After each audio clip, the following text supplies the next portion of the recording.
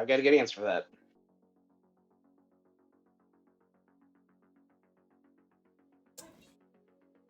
All right, welcome to Hot Seat today, and we got a awesome guy. Just finally started streaming too, and only took him about 8 months or whatever, or however long you wanted to call it. But we got TDatz on the hot seat today, and he is there. Look at that guy. Look at how cute he is. He's so cute. Look at him. Look at him. Look at him. Look at him. Told you, hey man, if you're not gonna send got a picture for it, I'll make one. Screw it. I can't see what you're showing right now. You can show hold them on, a family. Hold on. You can show a photo of them, like the one I sent you of me with my family. Oh, I know, but let's make sure all the actual focus is on your beautiful Dinklage face. Okay. Let's make sure that that's there here. Let me share. See, you're gonna make me like play this so I can like listen to like see what's going on. Oh, okay. Thank you. There, yeah. Oh yes. Sure. Oh yes. That's me. That's me with my youngest right there. I'm squeezing my little 2-year-old. Yes. Thank you. That's very helpful. Thank you. So, if we start off with it right away, since we already got one question just popping right out the gate, which is amazing. It's great. So, for somebody, what would you recommend for a longtime player feeling burnout? Well, this is something I've struggled with a lot. I mean, truly, I think it's really what you want out of this game and having realistic expectations about that. Because again, I know we all probably are here because we're super sweaty and we want to be the best, or we want to have the latest, greatest, the earliest. And so, again, I have to give big shout outs to Mobile Gamer to just talk about, the FOMO and the marketing and all of the hype. And I think that's what happens is that people get bummed out because they're not missing, or they're missing these goals they've set for themselves. Well, I want this character up. I want that character up. I want this gear. I want this team. I want to finish that game mode. And that if it's more just playing it to enjoy the game, it's much easier to not get burnt out. So, when you're feeling burnout, then I truly think you should, if you're one of those kind of people that plays this game 5-10 times a day, maybe just do it like when at the campaign resets, like at 12 or 9, 12 and 6, like whatever.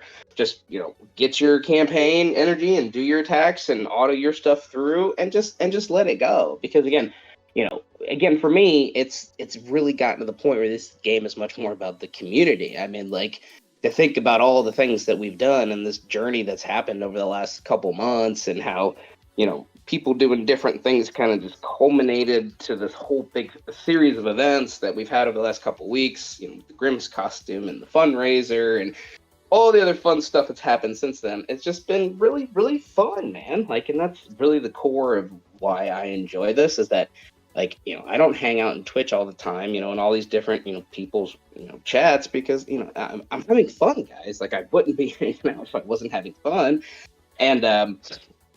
And so, and I'm at a point in my life where I wasn't in the past where, I'm at a much better professional point than I had been in the past. So, like, it's easy for me to do the things professionally that I need to do while also still doing this and also still being able to manage, being a dad and father of 4.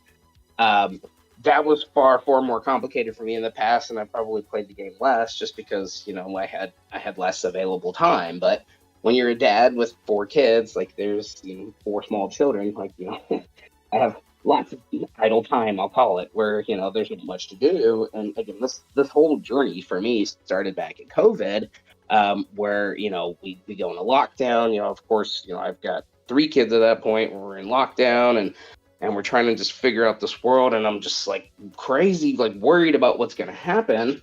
And eventually I say to myself, I want a game, I want some kind of release. And I literally just Googled Marvel into Google Play. I used to play video games so much growing up, but by the time I got to college, I had PlayStation 2, I kind of petered out on computer games. And so I didn't really play games. And that was just a thought to me is that, I wanted something to play just to have fun. And for a while, like, I just sat in obscurity and listened to bad content creators that told me to, like, build aim and stuff like that. And it was because you had to build them for the villain nodes or something like that. And I didn't even realize for a long time that you can actually join an actual alliance and not be in this default alliance. So I've had a huge progression. Started off as a very completely unsophisticated player who didn't even realize the concept. I mean, literally in the very, very beginning, I was those guys that audit. Like, I didn't understand the strategy element of it. I certainly didn't get the interplay of all the other things that have come since then, but it was literally just, okay, I'm here to watch them pull Marvel shit. I can blow some shit up. That's good enough for me. So, as I kind of progressed through this, kind of figure out like, okay, well, you can do more with this. I ended up joining a small organic alliance that had kind of had a big part of their team had left, because it was one of those deals where, again, this is kind of ultimately where this story goes, is that when you're competitive and you want to be in a competitive group, you meet competitive people and you kind of move in that direction together. And ultimately that's what happened, is that I was, a very casual alliance that kind of became a de facto leader because the actual leader was just too busy with school and stuff. And I put the whole thing on my shoulders, raids, war, engagement, recruitment, doing all this stuff. And in the beginning, before again, I've said this several times, I think that Gambit truly was the beginning of the end of the fun part of this game, which I think we're kind of maybe now start hopefully getting back again, because again, that's why I think we're all here, is to have fun with this game. I mean, that's why we're here. The community is part of why I think we're still here. But again, if we weren't having fun playing this game, I don't think we would all be here. We wouldn't be in chat. We wouldn't be, messaging and, buying Grimace costumes and doing all this other fun stuff. So I don't know. I think ultimately my answer to your question is, think about what you're putting into this game and what you want out of this game, and try to align your expectations accordingly. I've kind of got an inverted view on this, and that, I don't care about the other stuff. I've had Gwenpool. I have a full, what's the new team? Not Bifrost, with Unlimited Thor and everybody. What's the team? I can't remember. What's her name?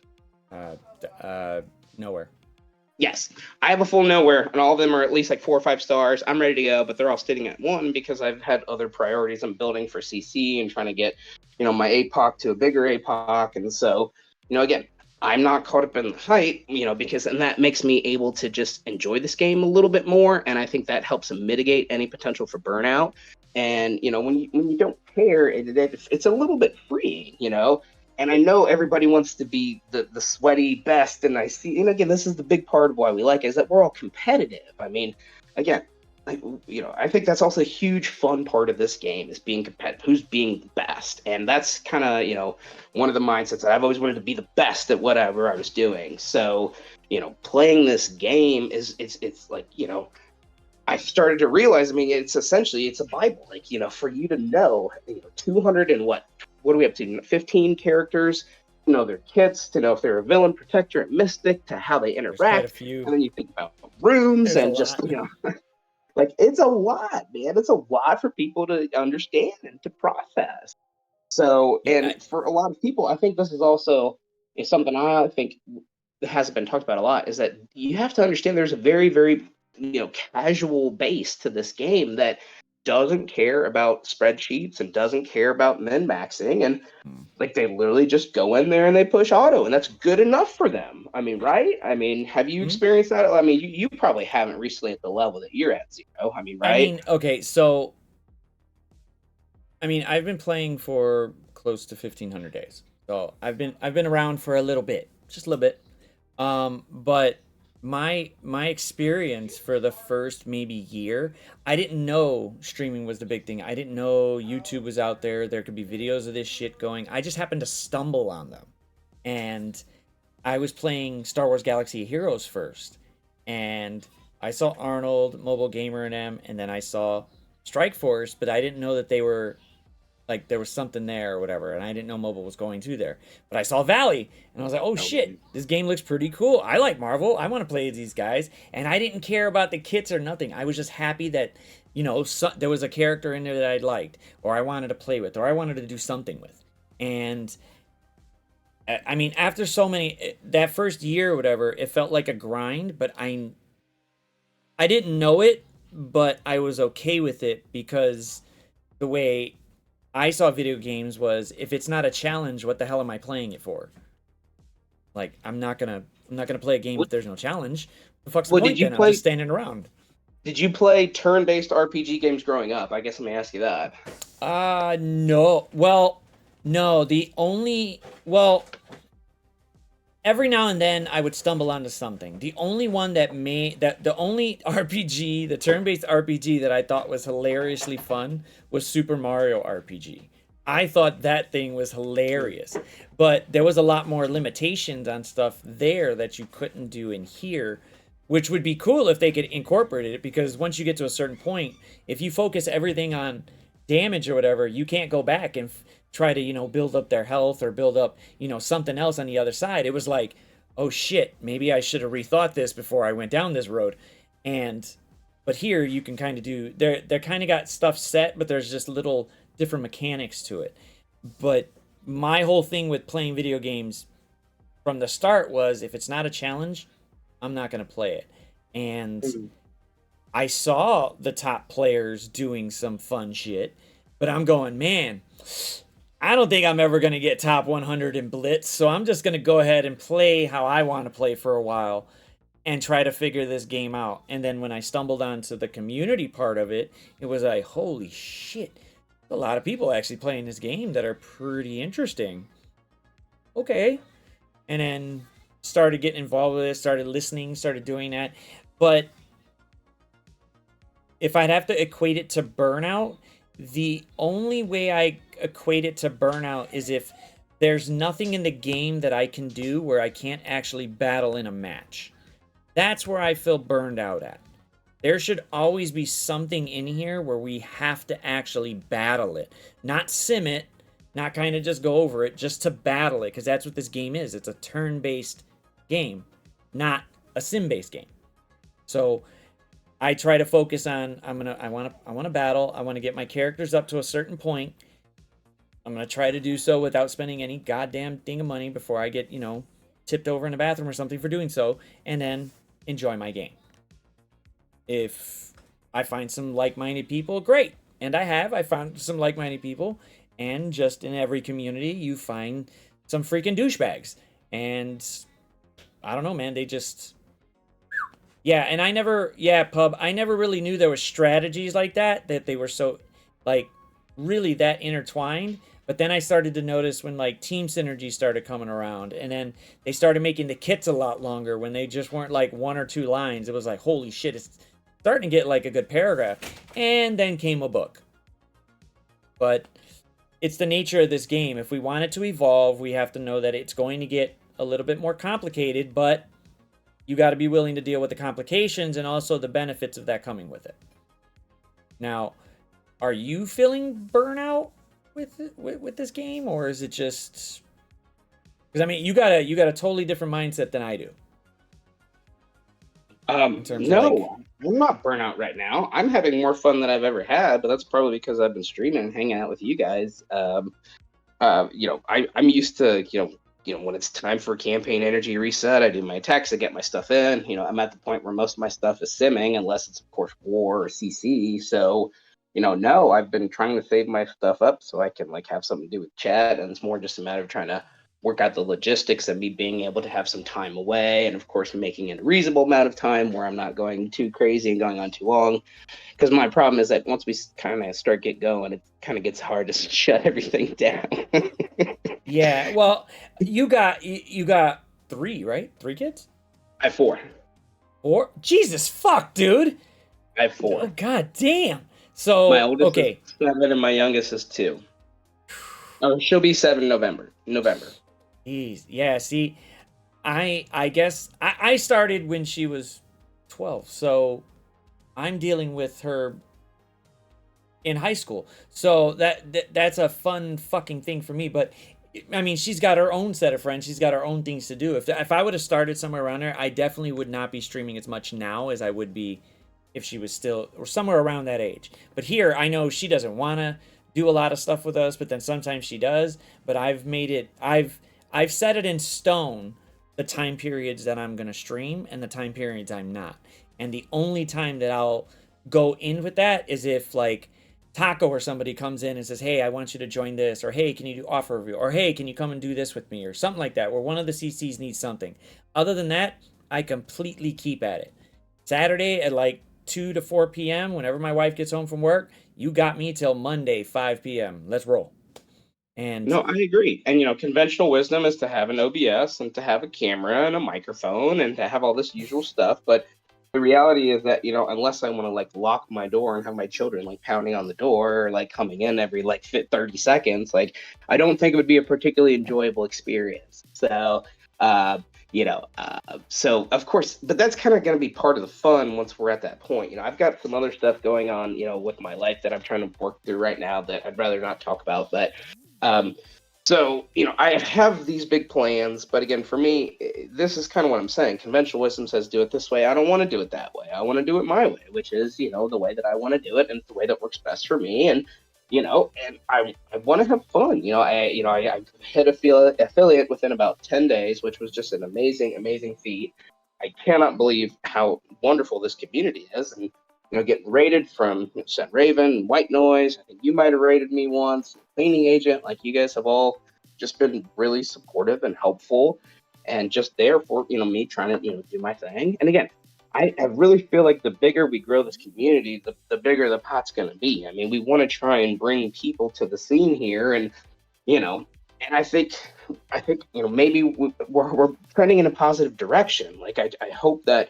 It's not going to be a bait and switch that as soon as this deal with Savvy is finalized, and it's like, okay, back to, training orb and training mat offers. I mean, again, I'm very hopeful, and I don't feel burnout because of the current state of the game. I mean, because again, for everything that MSFPV has done, I think, regardless of what you think about MSFPV, I think they're amazing. I don't think they could have done anything better, like in many, many respects. I mean, they are communicative. They, just, oh my gosh, the messaging, the clarity, the inclusion, trying to just make this an open thing, because they tried to fix a lot of the problems that I think that, the other movements had, that, they tried to keep it more fact-based. They tried to keep it more corporate, a little bit more white collar. And I think ultimately, if you're trying to sell a corporation to do something, you got to make it white collar. Like that's just a nice corporation type answer. Yeah. That was the, I mean, I'm not saying the last couple of movements didn't have their somewhat of their, I want to say their pull, but they weren't as organized as the Player's Voice is right now. Like, this is very organized. It's very structured, which is essentially what a corporation is. They're very structured, and they don't listen to like some shit that's written on a napkin and thrown on the door. No, they want to see something. Granted, I lost my shit when I saw it had like 40 something pages on that goddamn thing, but I was like, this is the type of shit that they look at every day, so it wouldn't be nothing new. It's just a different, it's nobody in their organization, somebody from the outside going, hey, this is your player base, but you should listen to at least somewhat to your player base, otherwise it'll just keep shrinking and shrinking and shrinking. And none of us here want that to happen, but we have seen a rather decline of a good much for a while. But the Player's Voice stepped up, said, fuck it, we're going to do it this way. We're going to do it in a certain way that the corporation would actually look at it, and fucking did it. He fucking did it. That was, I think the first time that they reached out and they were asking stuff, and we were getting like, we were doing questionnaires and talking back and forth and stuff, I'm going, okay, I didn't have like hope when I first heard of them, but the way they started doing stuff and the communication level was like, yeah, this isn't like the last few where somebody brought up something, we need to change the game. This is actually useful. It's great. And as long as you go into it with the Player's Voice knowing that we're not going to be able to change everything, but if we can get we get the foot in the door and at least express our concerns, and they're listening, obviously with Beta Ray Bill, this could obviously turn into a very, very, very enjoyable game, because this game can literally keep going as long as the player base is responding well to what they're coming out with. Now, Well, again, with this really does tie into what I was talking about earlier, which is what the Gambit raids were truly the beginning of the end of the initial fun era for Marvel Strike Force. I mean, for you to try and get, you being a mid-level alliance and try and coordinate people who don't, I've had people who like weren't in a Discord. Like he's like, no, I don't want to be in Discord, and so I had to get this guy's email address. And he was from the UK too, so it was like we had a time difference as well, but I eventually got all 24 of my alliance mates to give me their Gambit rosters, and then I coordinated with another guy who had, an Excel background, and he figured it all out. We made the lane assignments, and I got Gambit. I mean, you know, but there was just so much work, and that really, it was like that breaking point where it's like, oh gosh, like they're really trying to break our backs here. Like this isn't particularly fun. We were excited for the challenge and we arose to it, and it was like a communal effort. I'm coordinating with people, I'm messaging people in game, emailing. Like some of the people are people I personally recruited off of Facebook, so I'm messaging people on Facebook that hadn't responded to my Discord or my in-game messages. And like, yeah, to get all that stuff together was a huge accomplishment for us, and I was so proud of that. But that truly was the beginning of the end, because once that happened, then it became clear like attrition is real, and like people are going to retire. Doesn't matter, people you wouldn't expect. It might be 1 month, it might be two, it might be 2 weeks, it might be 2 days, but the retirements are coming. You know what I mean? And then it just started going downhill and farther downhill, I think, from there. And then we started seeing all these different, APOC building. I mean, we spent a whole year working for APOC, just for APOC to be really substandard until they fixed them again. You know what I mean? Like that was a lot. That was burnout. Like that was me. I remember I was doing Doom. We were still doing Doom 3.5 at this point. But I was doing a skill node, and I'm just like, why am I even doing this? Like I thought to myself, like, I've literally done this 10,000 times probably, It's a real valid question. And I think that's the real question that makes a lot of people get to that point where they just say, I'm done and I quit. I'm not going to put one more ounce of energy into this game because, they're not going to buy it at sunk cost. So again, take from that what you will. But again, it's really, again, going back to my prior point, it's what you put into it, what you want out of it. Okay. If you're worried about the min-max and being, the very, very best, the very top, it's probably not going to work out. You're probably going to burn out, in my opinion. If that's fine. I've told people, like, if you are done and you don't want to do this game anymore, I think you should quit. I'm happy you quit. And that makes me sad because I love this community and, I hate losing people from this community. But if it's what's best for you, ultimately that's the best thing for you to do, because nobody knows your life. Nobody knows your commitments, your responsibilities, what you're accountable for. So if you feel comfortable with the game, and if it is not, affecting your, your personal life, I mean, again, I really do have to give, Mr. Hartgrave a commendable shout out, because he's made it clear. He was one of the first seasons, not one of the first ones, but he really made it clear, unless you are willing to spend thousands of dollars on this game, there is no way you're going to be at the top elite. So I kind of started with the opposite perspective, knowing that I would never be at the top because, one, I'm only 1,100, 1,200 days, whatever in. So I'm behind you significantly. And so I knew I was always going to be playing catch up, but again, I wasn't worried about it. I've been worried about building my roster and getting the tunes that I want to, have. And and I'm at that point where I've actually started really genuinely building, APOC G17 characters. And because I've just been horde for, 18 months now at this point, I have a lot of resources. So most of the time when I'm ready to put something on somebody, it doesn't take a super long time for me to, get them to G16, and which is kind of my benchmark at this point is G16, because I'm only at 24 million TCP Plat 3.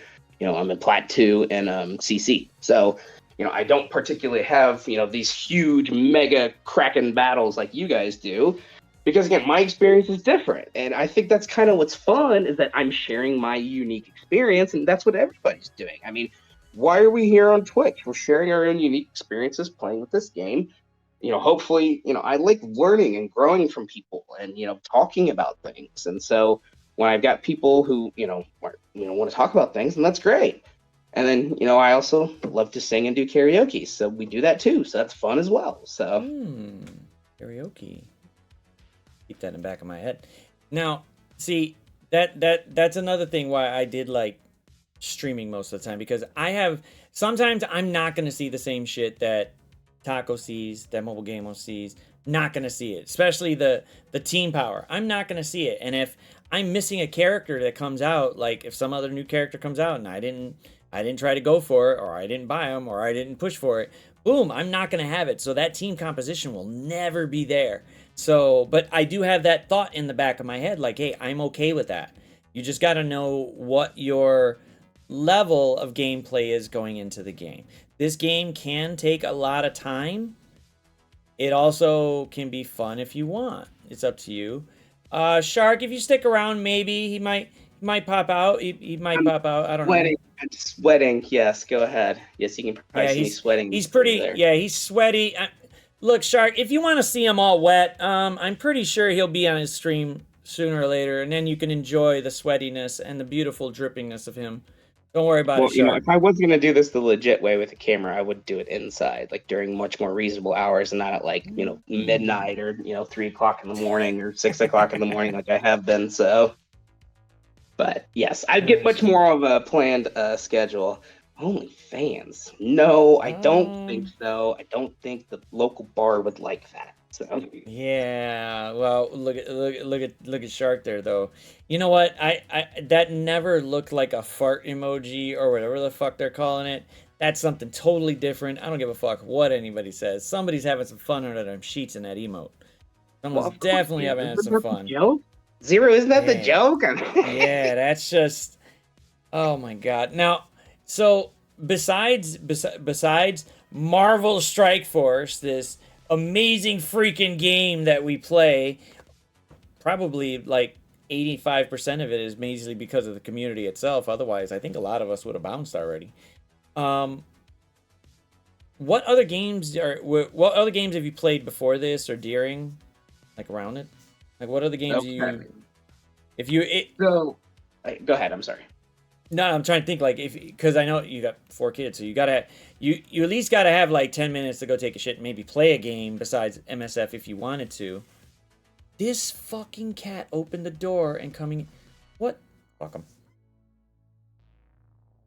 So, what other games? What other games are you looking at, or that you've been playing right around this time or before Strike Force?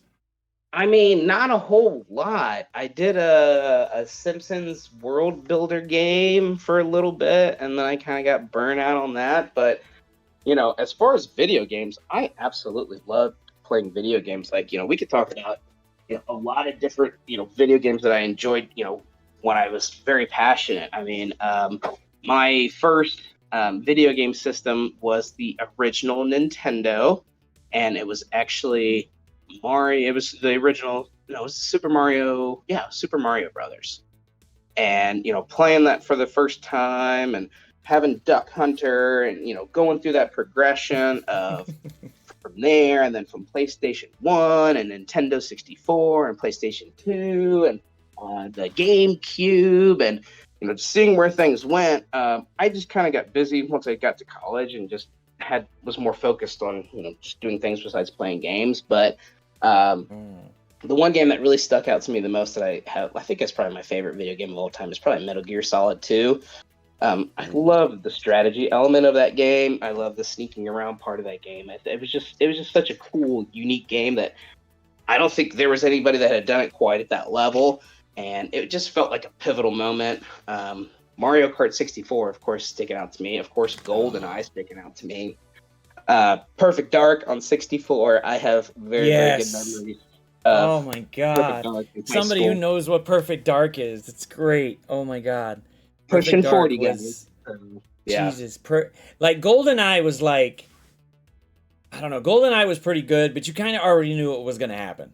But then Perfect Dark came out, and it was just like, wow, this is like the upgrade. This is like what GoldenEye should have been. And it was just like, wow, the story. I didn't give a shit for the graphics, but I mean, back then the graphics were looking great for that game, so poof. But Perfect Dark was a hit. Yeah. Oh, another big one, Twisted Metal. Twisted Metal was such a cool game. It was so fun. Like, I love that dark part of it. I mean, I think they did that so well, interweaving like these different, motives and stuff. I mean, it gave you a reason to want to play that game all the way through to its conclusion on each different character's level, so you could see their own little, unique.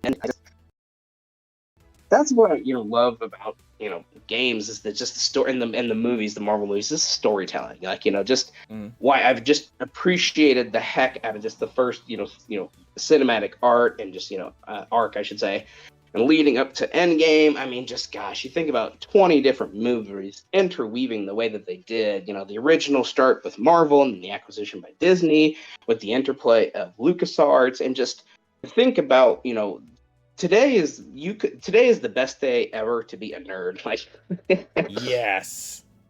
I was a nerd before nerd was cool, guys. I mean, I don't, yeah, get off my lawn, you know what I mean? Get off my grass or whatever. So, because yeah, I mean, I played Magic the Gathering in high school. I played the original Star Wars card game where you could actually have Anakin Skywalker and stuff like that. And yeah, and then, I played Magic through college and stuff like that. But then again, my priorities shifted, which was, obviously more academic and other interests and stuff like that. So, yeah, just enjoying being a young man and doing my thing and having freedom and doing my thing. So yeah, I just kind of stopped playing video games, and then I got caught up in school, and then law school, and then other stuff, and so yeah, so.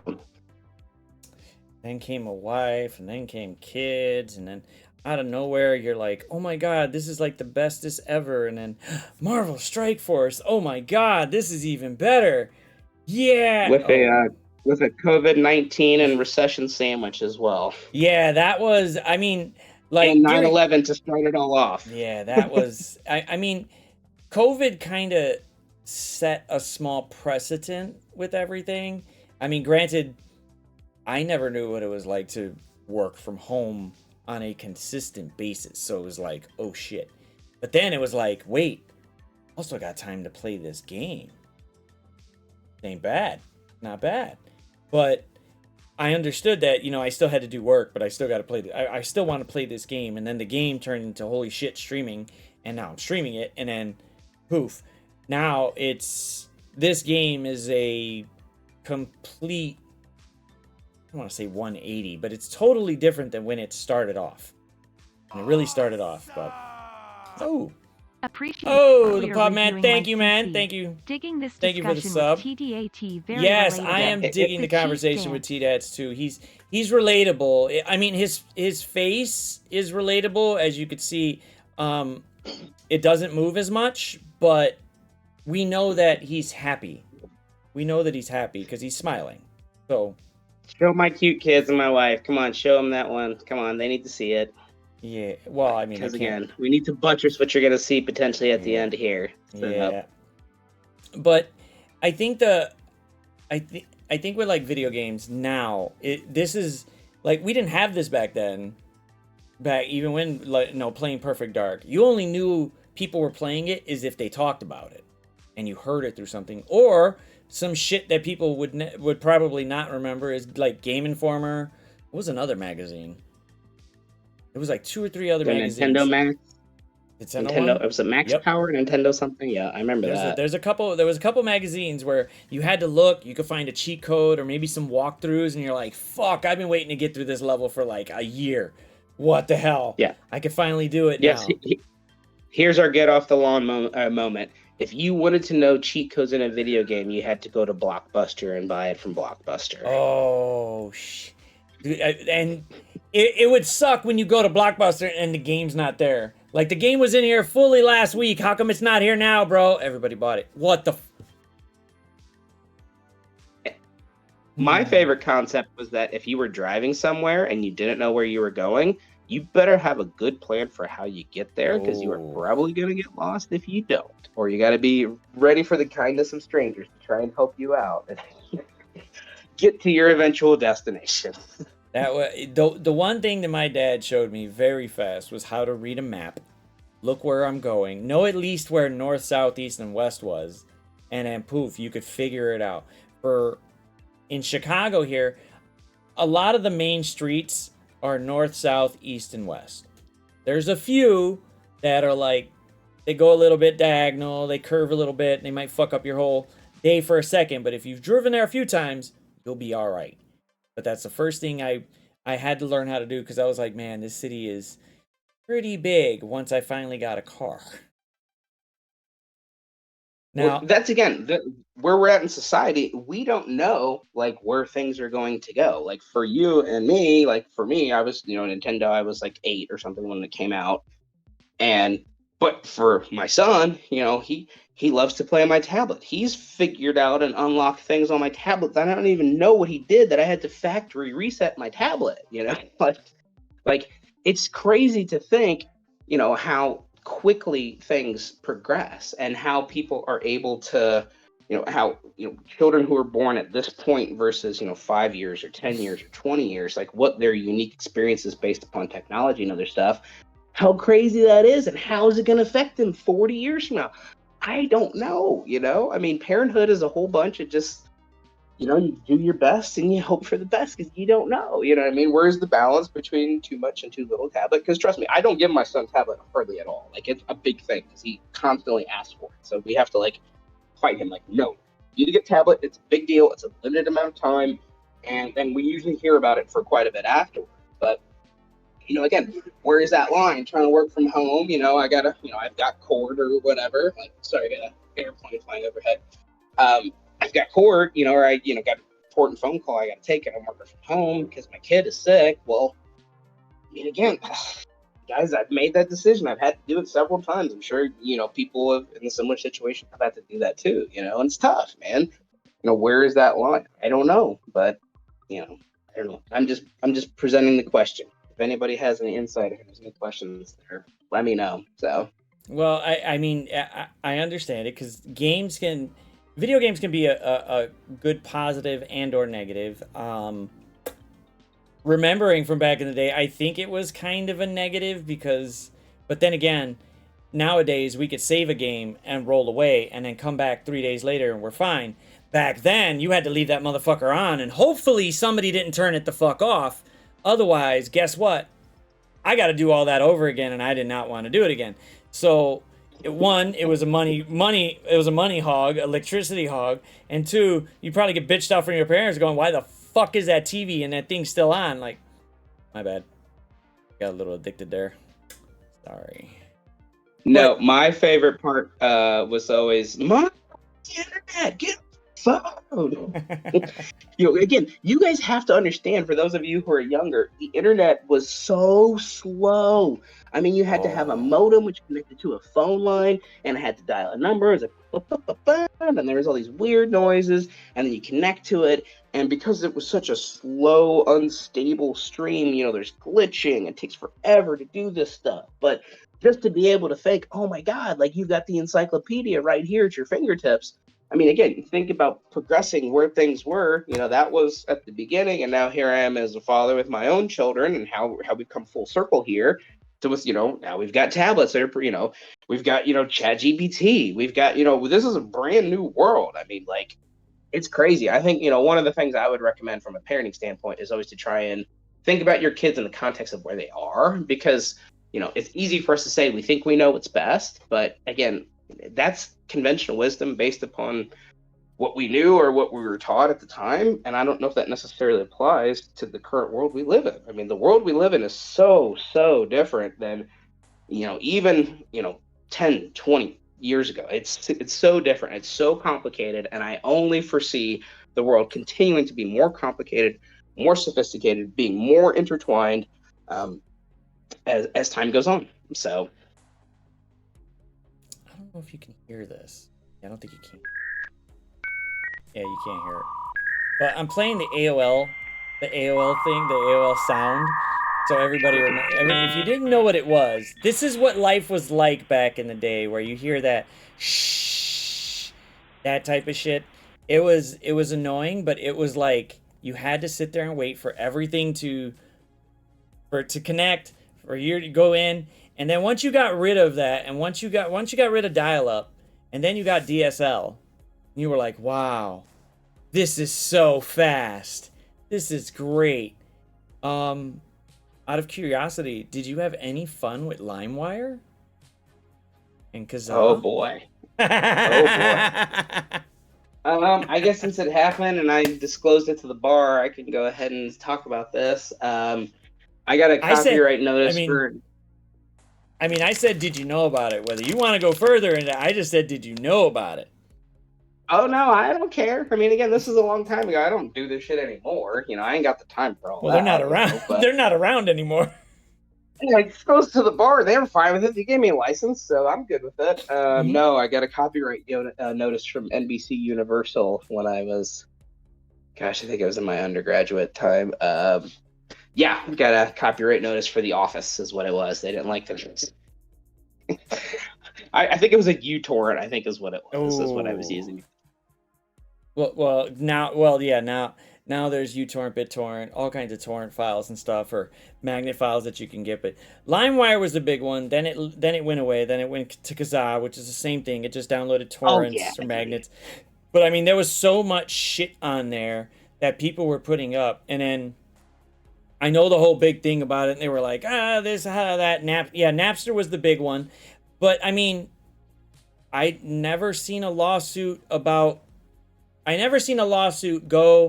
and hit my grandma's house when she records something on her VHS, walks it across the street to the other old lady, gives her that, and says, "Here you go."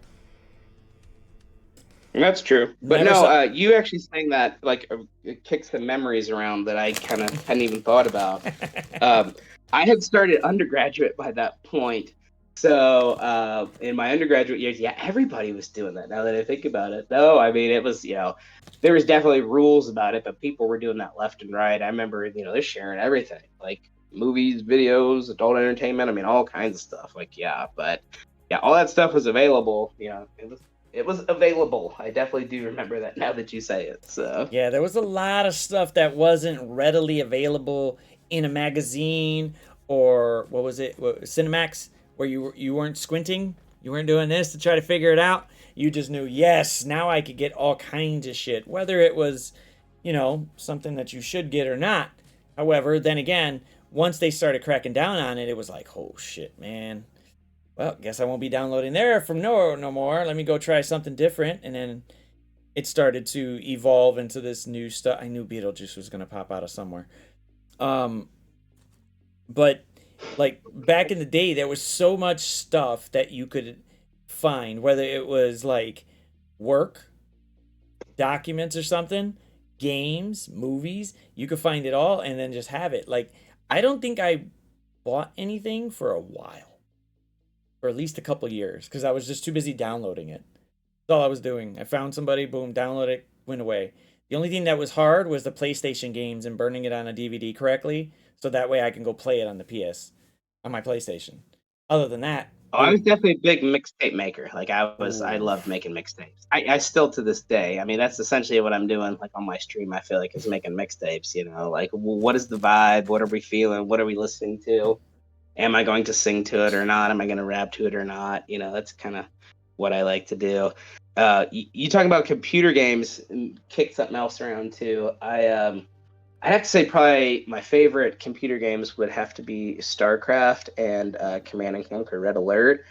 I spent hours and hours and hours and hours and hours on those games, man. I love those games. I love the world building.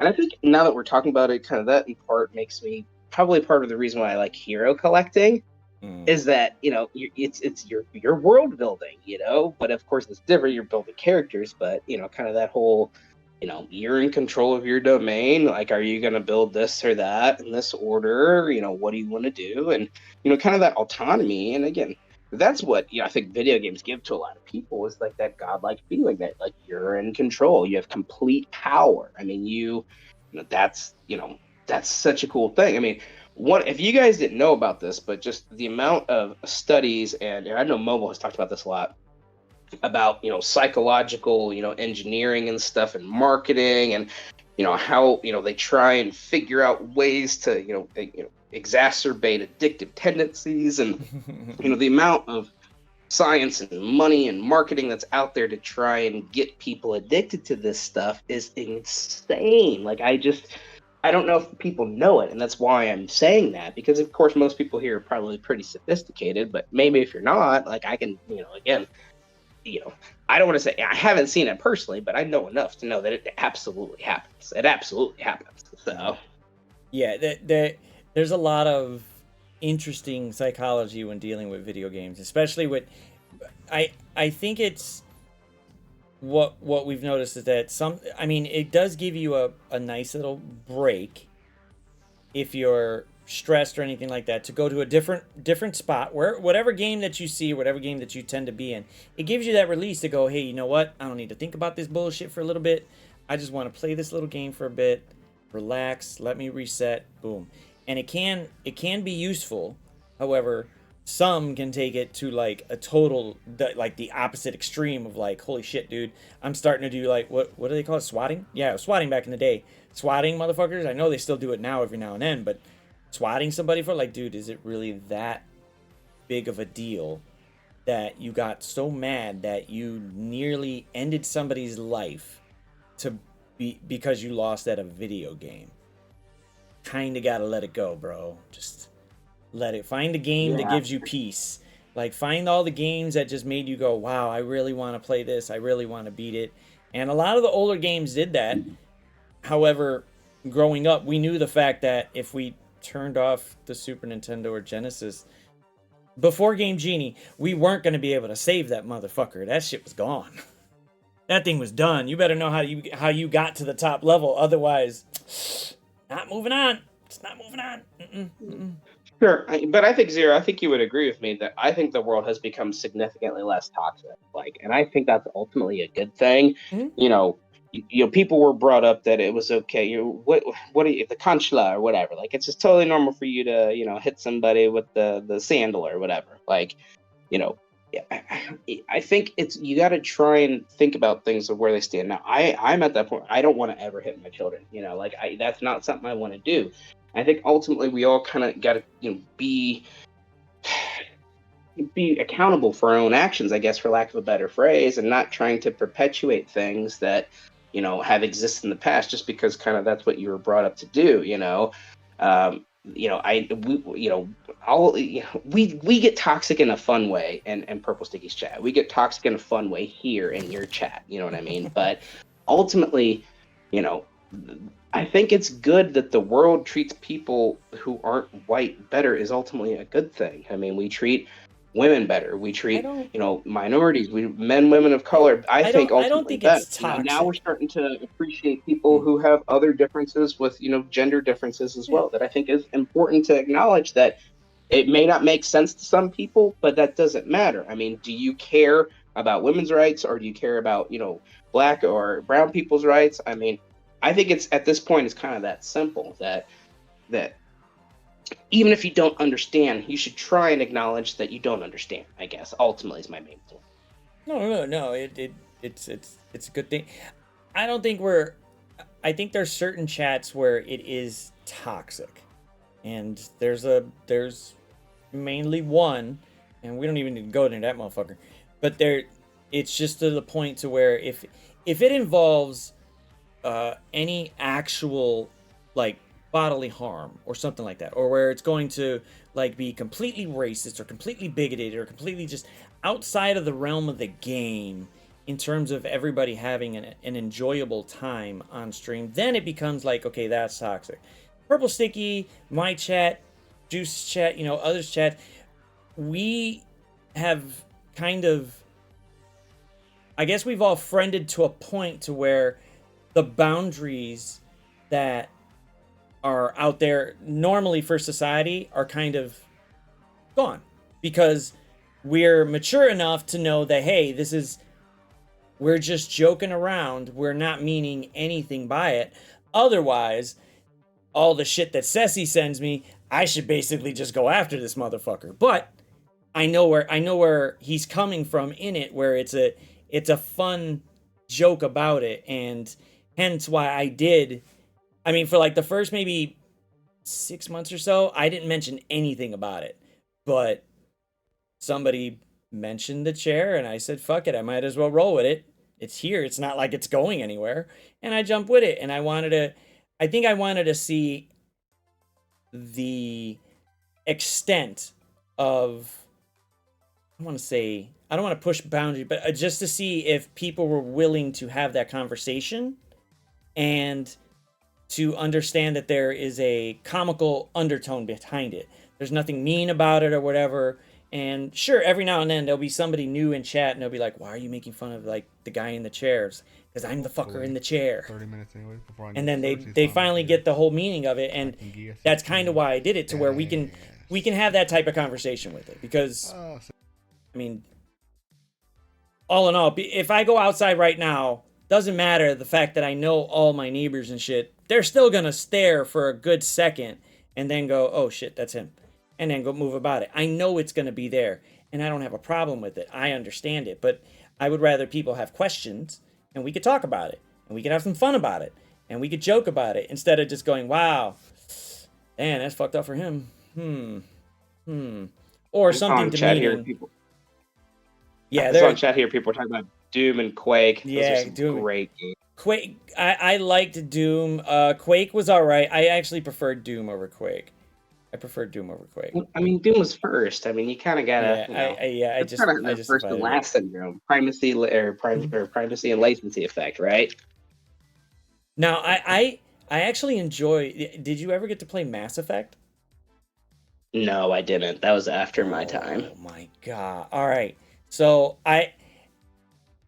telling you this, mark it whenever when I'm pretty sure that it'll still, you could play it on PC. So once let's say once the kids are out and you got a good night away from the wife or something, or maybe a couple of weekends where you know you're gonna be good, play all three of those.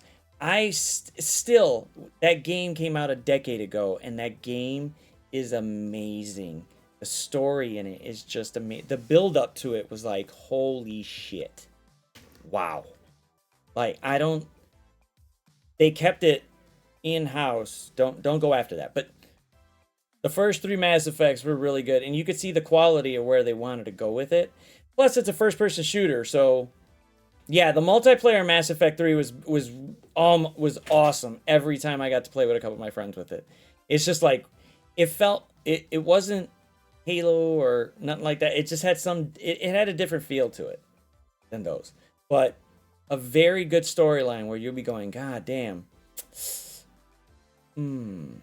Makes me just want to find like a really long YouTube video of it and just show my wife and just see the storyline of it. She don't need to play the fucking game. She can just watch the storyline and then be like, wow.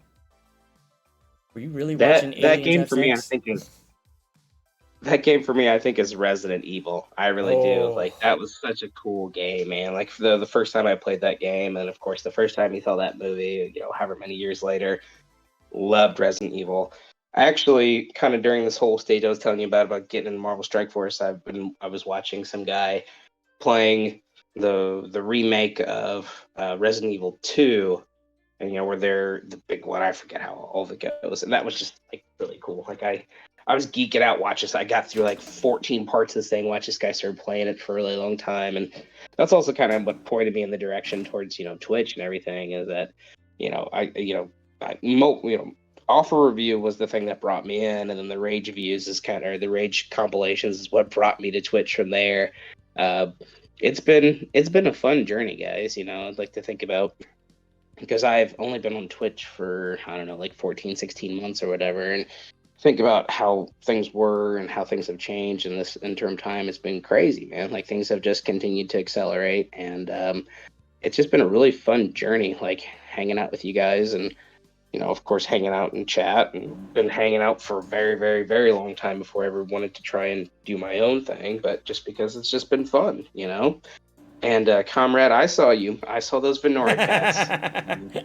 He knows how much I love chat emotes when I'm doing my singing and stuff. So the MSF community, I mean, I've followed a few other games, and I've watched a few other people before all this stuff, and I gotta say, I don't know any other community like this. Like, people, when it comes to the community stuff, and if we need help with something, if it's not the game, like the actual in-game stuff, this community is like, fuck that, we got you. Bam. We're all in. Bam. Then when it comes to the game, you obviously got a 50-50. You got some who be like, okay, try this and you'll be fine. The other was like, dude, you fucked up. Get out of here. But in terms of like when you see a new streamer come up, there's no thinking about it. Everybody just says, all right, go follow them, go check them out, boom. And next thing you know, everybody's there, and it goes from like 10, 50, 100 fucking follows, and you're like, Jesus fuck. That was quick. That was pretty quick. That was pretty quick. Thanks, y'all. Thanks. And yeah, I was one of the ones that rated your happy ass, and they were just like, where is he? I was like, I don't know. I rated him. Actually, I think you rated me at the beginning when I was Yep. having those streaming difficulties where I thought I was streaming, but I wasn't actually streaming, and I went on for I think 2 hours that night. So Yeah, and we again, everybody, but we stood, but I mean, the community stood in chat. We were literally in there for like 15 minutes, and we're just going back and forth, and we're going, where is he? He was like, I don't know. I'm right here. I said I'm not streaming anymore, but it says he is. Well, we'll just wait and hopefully it'll show up. And people are still in there going boom. Other people in other games would have been like, man, fuck this guy. Let's go. Let me go to another game. And you know what? Amaranth's on. Let me go find her. But people will sit here in this community and sit on there for a good hot minute going, they'll be here in a minute. my feelings kind of got hurt. I was like, you guys rated me and you stopped talking. I was like, oh my God, what did I do? It was, you know, talking to me. Okay. this community it really is like, wow, just boom, everybody. And like, even with other games, you could jump into some other streamers, you know, stream in there in the same game, and you won't see the same people. You might see one, maybe two or three, but you'll never see like 10, 20 of the same people, and you go, hey, oh fuck, there's Comrade. Hey, fuck, TDatz, what's happening, man? Morning. Boom, there you go, boom again. Oh, wait, it's 8 p.m. after dinner. What's up, Juice? What's happening, man? I see you again. No shit. Oh, fuck, man, damn. It's just like, everybody this feels like a really good, long high school together, you know, type of friends and shit. Everybody's just there, boom, boom, boom, boom, boom. Done. No one's leaving unless it's really, really bad. Yeah, I saw your message about Community Crucible, and I was like, wait a minute, isn't Crucible done? Your original notification. I was like, wait a minute, that's not right. There's no Yeah, I Crucible gotta. tonight. It doesn't update the actual outgoing message. It just updates the actual stream title, and I'm like, it says right here it'll update the outgoing message, but obviously not. So I have to make it a habit to do that because I stream for like both YouTube here and Kicking That, and it doesn't update it for some reason, even though it says it will. Son of a bitch. Yeah, it gets a little rough when you want to just like expand and just get any exposure everywhere. Just it takes a little second, but no big deal, no biggie. Now, is there any questions you want to ask this beautiful looking motherfucker on screen right here? Because I think he's just so happy that he hasn't let the smile go. Did you show the full picture? Oh no, I cropped it. I like screenshotted, cropped that thing out a while ago because I was like, oh fuck, he doesn't got a picture for it. I'm just gonna grab one. Show the full photograph. Oh, hold on, wait, let me grab it. Dude, I love that photograph. It's my youngest. He's awesome. Well, I do respect others for. Oh God, yes. I'm the vampire jokes growing up. I have very prominent bicuspids. You better believe it. Better to bite you with. He's got that. He does got that Wolverine feel, but it. How tall are you? I'm 5'5". Oh fuck. So yeah, I literally put up. I think you sent that, and did I send you the one where I just thought of Peter Dinklage right away? Did you send me something? You've mentioned it. No, I think I said it. No, yeah, I said it. And I was like, as soon as you sent the picture, I was like, oh my God, you really gotta like. And then you're like crouching down too, and I'm going, oh, this is fucking great. Zero, I don't even think you know this.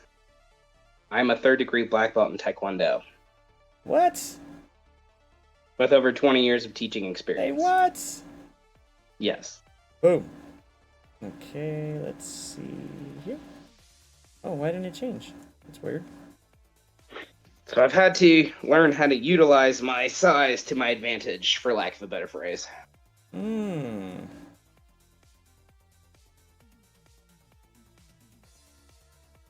isn't it working? That's weird. No. I'm a We can show peaceful that guy. this. Very peaceful, loving guy. Yeah, peaceful enough to break your face. Only if provoked. Right. Yeah, self-defense is good. I mean, when you're going toe to toe with a judge or an attorney who has 20 years experience on you, having that confidence has been nothing but helpful for me. I mean, it's, when I started my most recent job, we had a training session. One of the partners had a training video that we listened to, and it's like, well, do you feel comfortable public speaking? How many of you feel comfortable public speaking? And the people who are in the room, I'm watching a video, but only about like 60% of them put their hands up, and everybody else didn't put their hands up. And partner looks at everybody and goes, "If you're not comfortable with public speaking, what the hell are you doing being a lawyer?" You gotta go That's to a good court. point, You gotta though. get like you gotta communicate with opposing counsel on serious, serious things. You know what I mean? And that to me just stuck with me. Like, and I will to the day that I die, that will stick with me just because I thought it was so hilarious. Like, of course, like, if you want to be step in the courtroom, you got to be ready to go. It's not a game, and it's it's serious stuff. It's we talk about this in law school. Grave matters, life and death, decisions, and life and death consequences. It's a big deal, I wonder. I actually had something. Let me try and. Okay, I've had this thing that I've been working on. There we go. Bam. Yes, there we go. There's the Okay. man. There's the dude. There's a little tater tot. Hello, Mr. Tater Tot. There was a court ruling in favor of an interested party that I know that is going to be quite significant and is likely to be a big deal in my local area once it kind of gets a little bit more publicity. So I can't really say anything more than that today, but I found out about this earlier today and just kind of interested to see how this works out. And it kind of brings me back. Yeah, that's my youngest. I have 4. Comrade. Yeah, he just keeps popping them out like they're fucking Tic Tacs and shit. No, dude, I'm done, man. You're done? That's You my sure? youngest. You sure? Fuck you, dude. Are you kidding me? I'm a glutton for punishment, but I'm not that much of a glutton for punishment. I mean, it just takes a few pumps. They got to do 9 months. Hard time. We just, Yes, let me convince my wife. I'll just tell her that, and she'll be like, "Sure, no problem." I baby. mean, you don't got to convince her. You just got to be like, "What's up? What's up? Put the kids to bed." Yeah, I don't think. See you there in like 10 minutes. I'm done, dude. I don't want any more kids. I'm glad that we're not going to have any more kids. I'm looking forward. My oldest is starting first grade actually in a couple weeks, and so it's kind of been a whole thing for me to, because my honestly, Zero, we kind of need to do a part 2 of this. Is what I think we need to do. We always can. We definitely can. We definitely can. How long have we been going so far? About an hour, which is usually around. Usually we go like 1:15. The longest I've had was fucking Rello. Rello with his long fucking talking ass who wants to talk about everything and keep on having super long paragraph conversations. But then again, he did talk about a couple of particular games, I think, but that's probably the longest that I've done one. Usually they're around hour 15, hour 30. Usually is where I write the hour 15 mark where I go, all right, let's get some questions in, whoever got any lasting ones, and then go for like, the rapid fire questions and then go from there. No, not poor Rello. Fuck that guy. He was I feel like we've only fuck. gone through 2 questions though, haven't we? I mean, we've kind of been all over the place, and we've kind of been looking at other aspects with it, but it went into like small tangents. But yeah, probably like 2 or 3 questions. But that's usually how these really roll off, and unless you got a really good movie premiere that you want to promote, and then we could work with that. Like, oh, Rello's listening. Fuck him too. Well, did you have more questions already? Or do you usually have stuff? I was actually going to ask you this. Do you usually write this stuff up beforehand, or you just fucking freeball it? I usually freeball it. depending on what chat goes with, usually I'll wing off of that, and that's where I went. So they started asking questions about games and certain games, and then I'll go from there, and then whatever the whatever whoever's on the interview side of it, if you say something, then I wing off of that, and I look for something that'll just tie into it. And then if chat's got something a little bit more pressing, then we'll go back and then we'll keep going. But then we'll just keep going forward. Usually around the 115, 130 mark, we'll be like, fuck, did we really answer a lot? Unless it was like one word answers. Unless it was like literally one word answers and there was no story with it, then it's like, okay, shit, then we could get through a bunch of questions. But once you start talking and paragraphs come out, man, it's just like, well, just keep on going. Fuck it. Well, sure, man. I mean, I feel like we've only scratched the surface on different things we could talk about with Strike Force, man. Like, I kind of want to talk a little bit more about my journey and all that other stuff. But I guess I'd like to know, does anybody in chat have a question? Yeah, that's why I keep going. Wherever chat's got a question. Okay, so your setup for your stream. You said it is what's the nickname for it? You're trying to go as like it's a Pixel 6a is what I'm streaming off of. I put it on Do Not Disturb. I consider myself an entertainer and not a content creator at this point. So yeah, I had to explain. I had to tell somebody that once, and it didn't resonate until it finally hit someone. Like, you could be you could label yourself a content creator, but when you're streaming live, you're literally entertaining an audience, and if they're not there, if they're not giving that, it's just like, hey, you're basically just showcasing a game, which you could be doing just by yourself, but nobody's gonna pay attention. Usually, you got to do something different. Man. Yeah, you got to. It's a show. People are here for a show. I mean, people show up for Purple Sticky for the train wreck. I mean, for the Grimace costume. You know what I mean? Like, people show up. I think why Mobile's as big as he is because, of course, he had a big following and he's been doing it a long time. But he does the skits. He's got Whip. He's got the flute. He's got Krusty Karen. He's got all this other stuff. And honestly, I think people want a show, man. And I think that's really what it's at too. And of course, people want something that's entertaining. And I think sometimes people are trying to fit in the boxes, like they want it to, go a certain route. And it's like, if you're going to go this route, I mean, I think, I'm still surprised that, I've seen message or talk to other content creators and I see something about, I've heard this a couple times, who's mobile gamer? Like you're a small content creator on Marvel Strike Force on Twitch.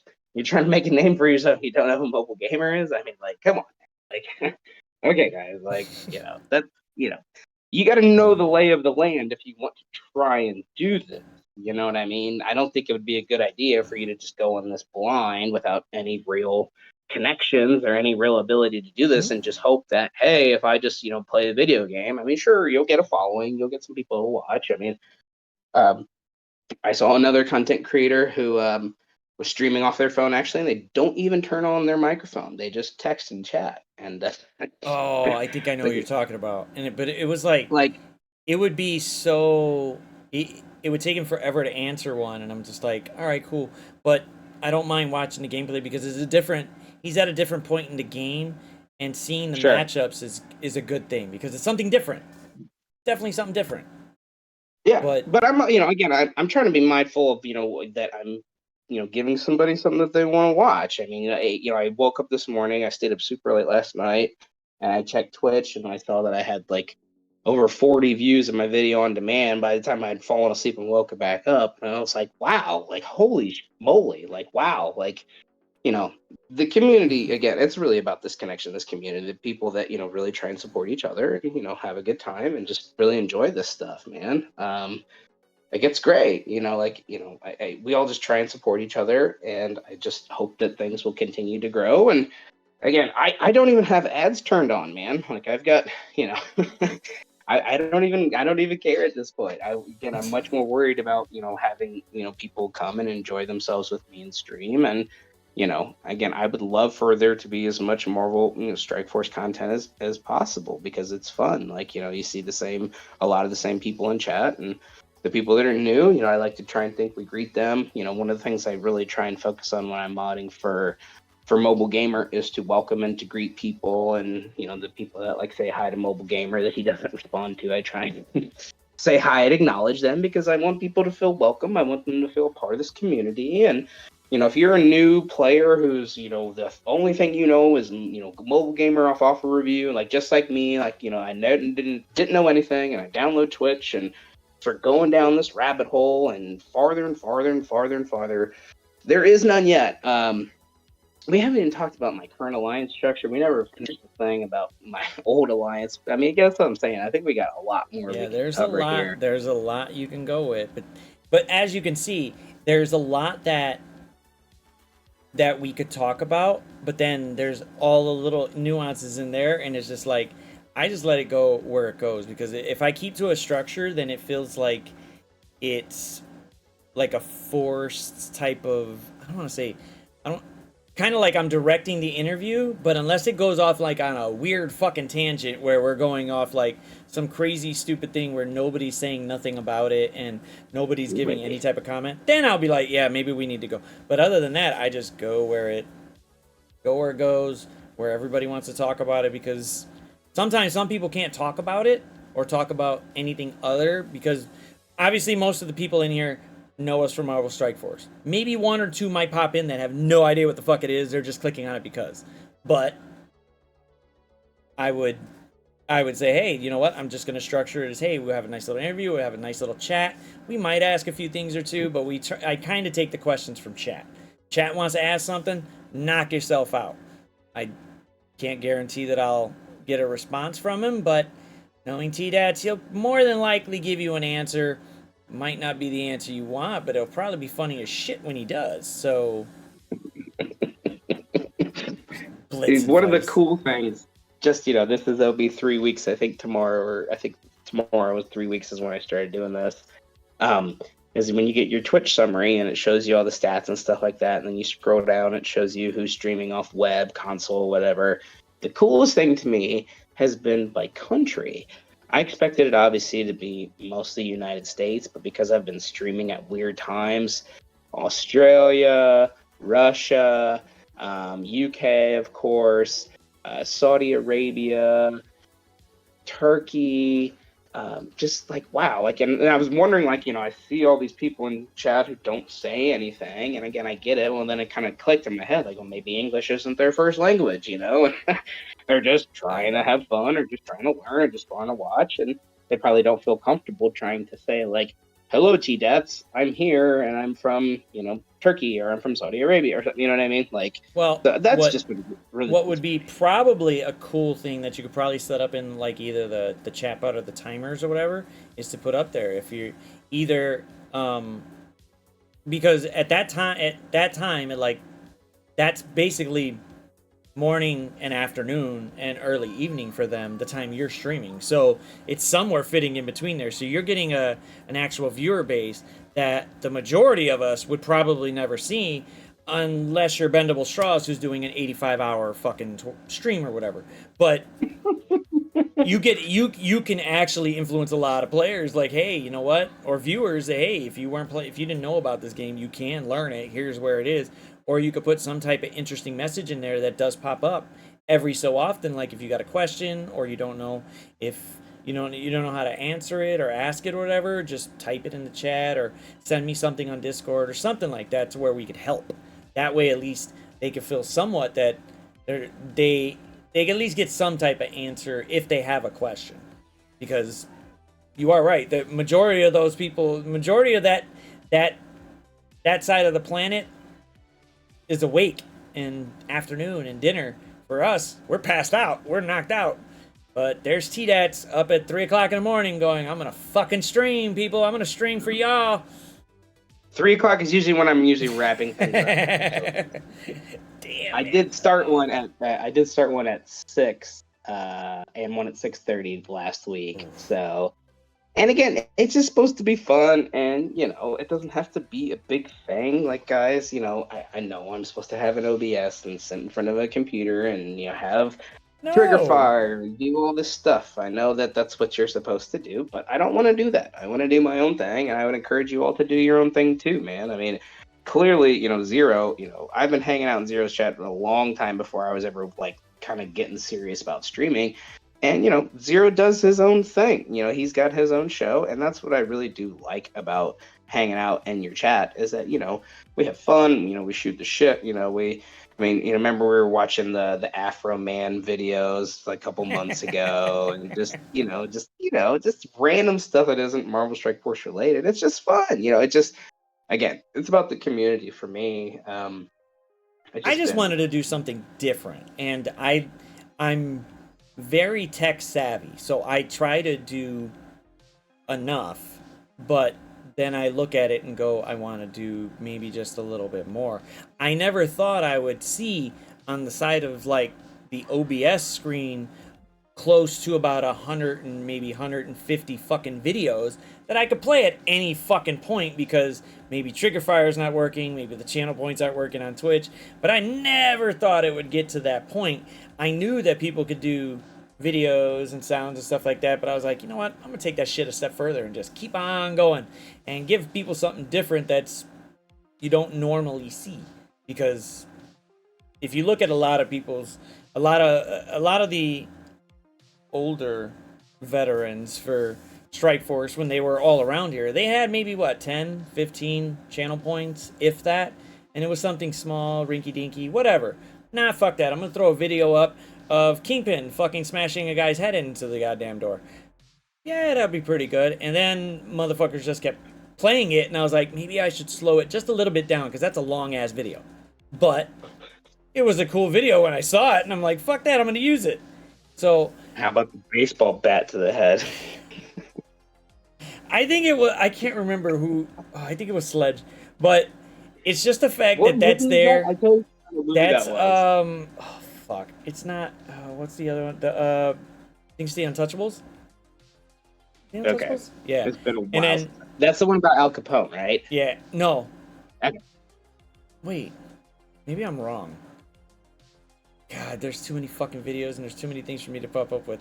But those type of, like, if I see something out there, and if somebody sends me something, I could get something done, which I haven't been able to lately because my job has been kicking my ass.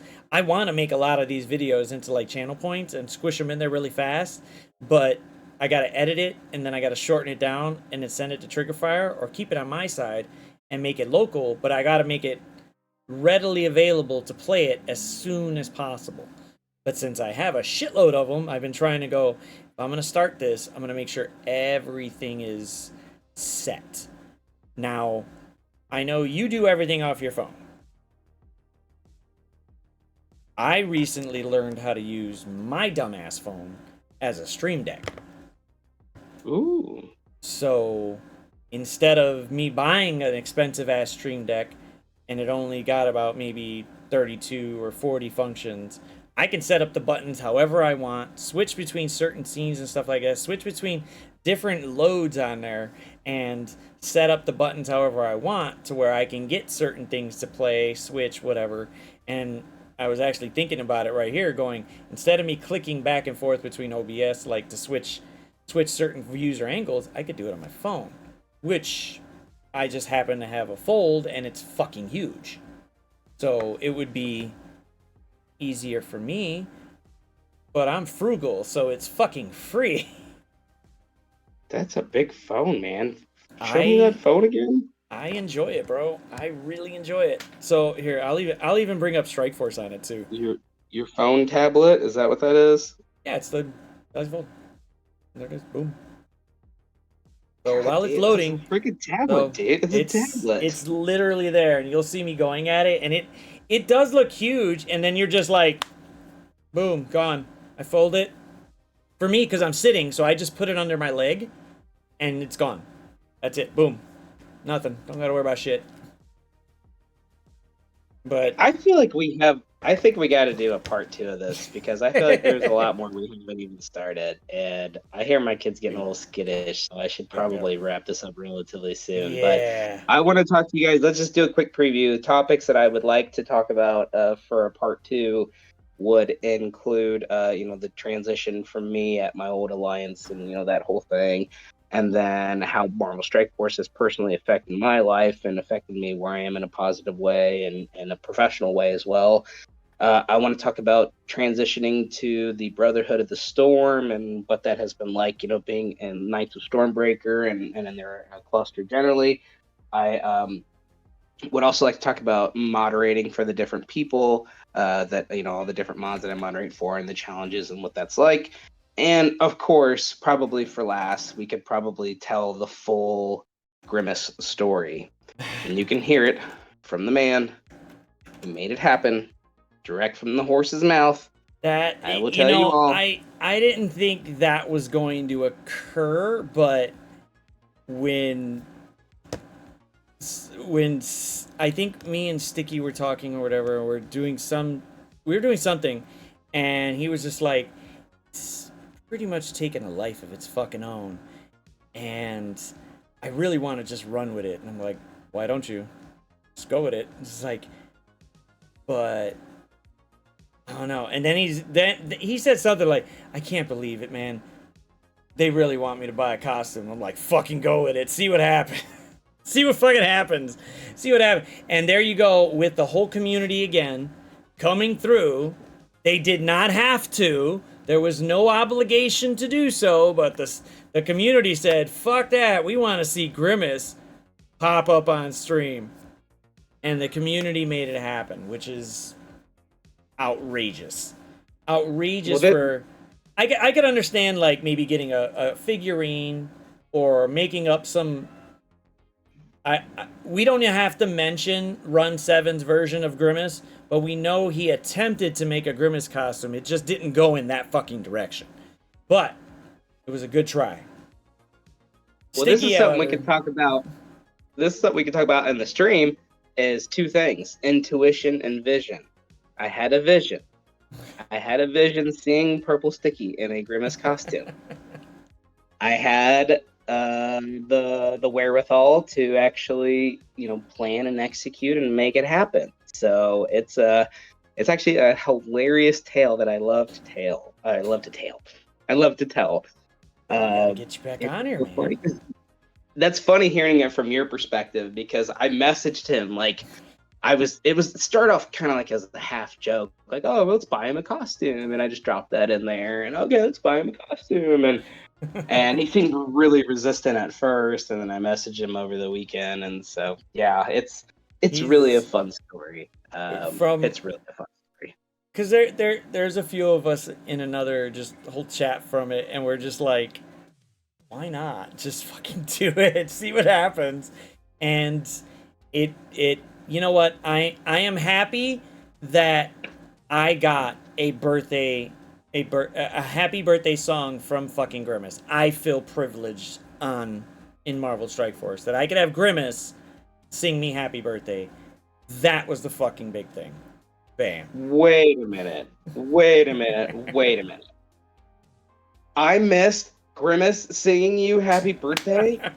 He sung me happy birthday. He was like, hold on. Because I was like, all right, cool. We're gonna see him tomorrow. Because as soon as I had, what's it called? Yeah, Ken sang me happy birthday too. But that was the first big thing of Grimace. And I had Sticky on right the day for my birthday stream.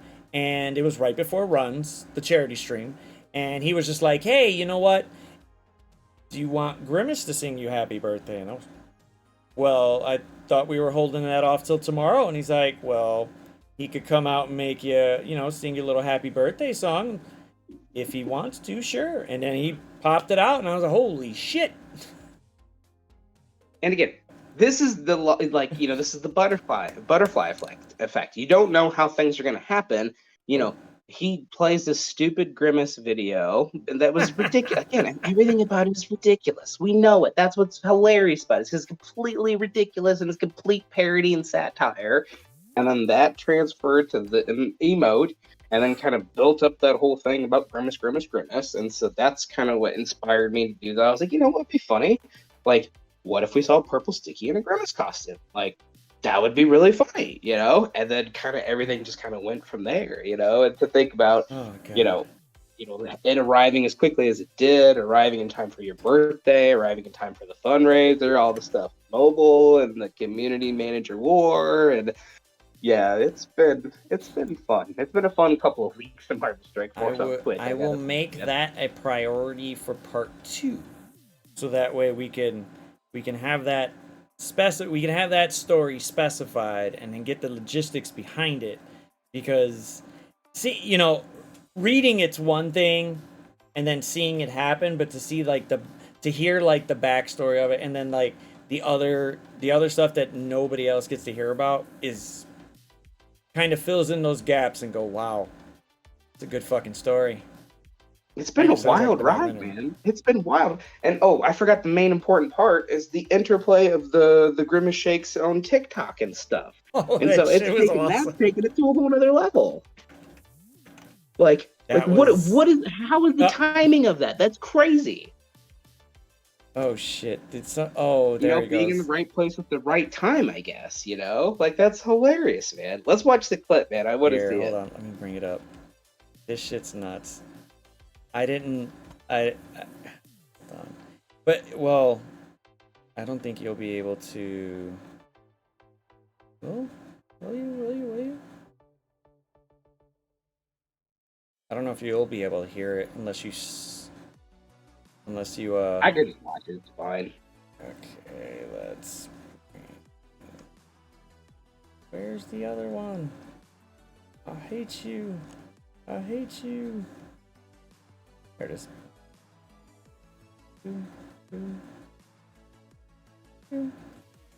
Oh. Wait. That one. You forgetting there's so many goddamn scenes and so much shit around here. Alright. Boom. Oh, bruh. She a hoe. She's a new hoe. Cersei who? Wapo! Yeah, Wapo! You sexy beast. One for her. What's happening, man? We gotta get you on here, and you can't be sitting there hiding from everybody. Wait a minute. How did I get on the Friday hot seat before Wapo? We need to stop this recording right now, immediately. Get Wapo on here. Wapo's amazing. All right, here we go. So he decided to put it up. Happy birthday to you. Happy birthday, dear Zero Cool. Oh my gosh. Oh my gosh. Birthday to you. Oh, Jesus. True story, chat. True story. Damn. I worked for McDonald's for 5 years. God, seriously? Yes. I actually competed in the All-American Crew competition and was in the top 98% in the 4-state region and came this close to actually being able to travel to Disney World to compete in the All-American National Crew competition. But because I'd gone off to school and I wasn't up to date on this new program, I lost because I didn't know the new program because I was out of school and everybody else did. They were still working there. So, dude, it's.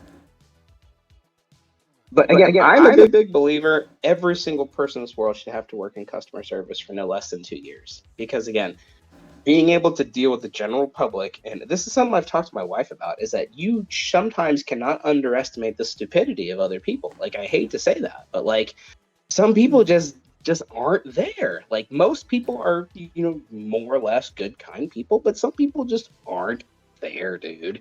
And I have to deal with giving them food and all of that kind of stuff. Like, oh my gosh. What are you pointing at? Strike Force? Oh, yeah, Strike Force. I wish I had the Scopely thing right here, too, and then I'd point at Scopely, but the closest I could get was Strike Force, and I'm like, here's some dumb motherfuckers right there, too. They're finally learning a little bit of their way, but hey, boom. No, I get it, But just, have to deal with somebody that, it's been so long. I had so many of these tales from, this was, when I was in high school and starting college, which was 20 years ago at this point. But just being able to deal with people, as they stand, you got to accept the customer as they are. You got to work with people as they are. And I think that's just, something that's always stuck with me, is being able to try and work with other people and kind of accept people the way that they are, because you never know what somebody's dealing with, like what's going on in their head, like what problems they're going with, and what may or may not justify or explain why people are acting the way they are. So I am a big believer in always being kind to others, no matter what. Like, I think it's always a good thing to try and do the right thing and be kind and be loving to others, because again, we don't know what people are dealing with, and it's important just to remember that we don't, like we don't know what's going on. So, I'm dealing with two women in this house, so there's usually 1 week out of the month where I'm pretty much destroyed and beaten and broken and send help. yeah, I look for any which way to help, but very true. Mental health is a really good thing. Physical health is even better, but you got to be the best version of you. Be the best version of you. It should trickle over all over around. TDatz does have a great voice. He also has a great face. Now, is there any other questions you guys are pondering right now and they want to knock them out? But I got all these topics for the next one, so that way we can we can make sure we run right into those too. Damn it, Hydrus! What the fuck?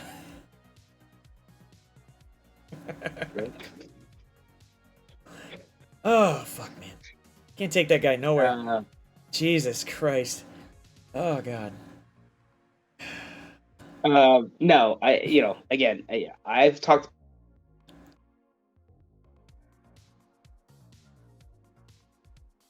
Did you press mute?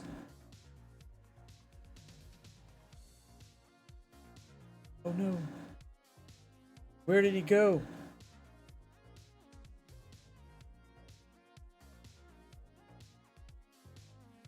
Not speaking. He's just sitting there smiling.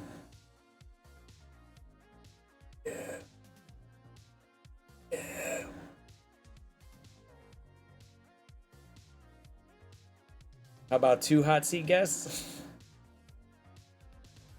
Oh, a double whammy? I mean... We didn't lose him. He's still there. He might be dealing with something for the moment. But yeah, Wapo, we gotta get you on, man. And Juice has been around. He's been around, man. Well, for the most part, dealing with 4 kids, fuck.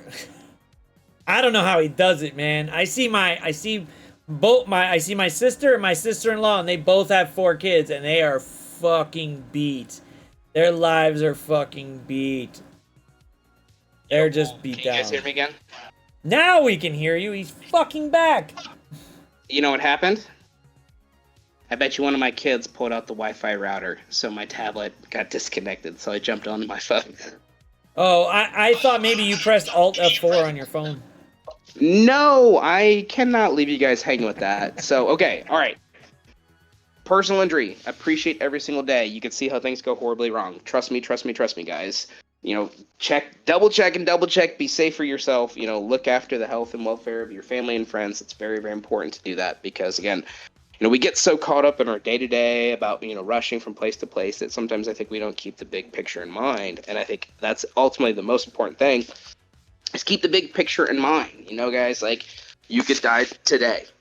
This could be the last day you live on this earth. I want you all to live your best lives. I want you to try and aspire and to grow and to do more if you can. If you're in that headspace, I want you to progress. I want you to, move forwards with your life and try and continue to accomplish new goals for yourselves. And again, just try and live your best lives. And that's part of what I want my platform to be, is to try and encourage people and support people. Because, times when I haven't felt as strong as I feel now, it was helpful to hear from Chad. It was helpful to hear from other content creators.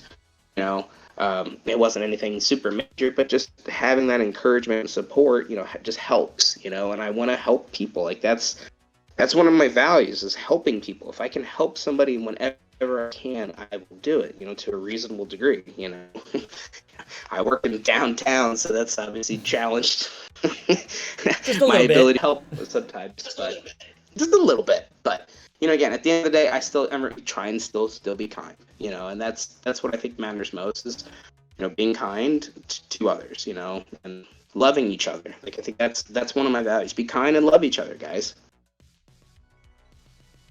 That's so sweet. You gotta be kind and love each other, and you're the one sitting there holding your son, and I'm over here trying to wring fucking Hydra's neck. But hey, it's in love. It's in love. I just want to wring it just a little bit with love. But all about love, guys. It all starts. It's all about love. All about love. All right. Is there any other questions you want to add? You guys want to ask TDatz before we hit him with the rapid fire questions and then go from there? Let's see. I got camera on, buddy. Hot and sweaty. Hot and sweaty on my sweaty goodness, baby. Hold on a sec. Hold on. Oh, God. Please don't make me regret this chat. Oh, Lord. It's actually kind of dark, but no biggie. No biggie. Yes. Here, I'll get a little closer to the light. That a little better. Oh, there we go.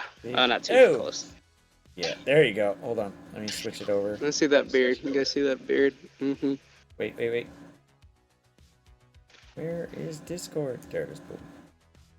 And boom. Nope. Oh, no. That's a better view. I gotta fix it. See me nice. Hold on. I gotta fix it. Let's go with 3. Let's see. Boom. Nope. I don't have chat pulled up now, so I can't see anything in chat at this point. Oh, what up? Let's see. There it goes. Bam. Live view of TDatz. There you go, peoples. What's there up? You go. What's up? How we doing? Oh, shoot. Comrades blowing kisses. Oh. Mwah, thank you. There it goes. I can't see chat right now. Got a nice fucking beard, man. Nice fucking beard. Mm-hmm. Favorite food?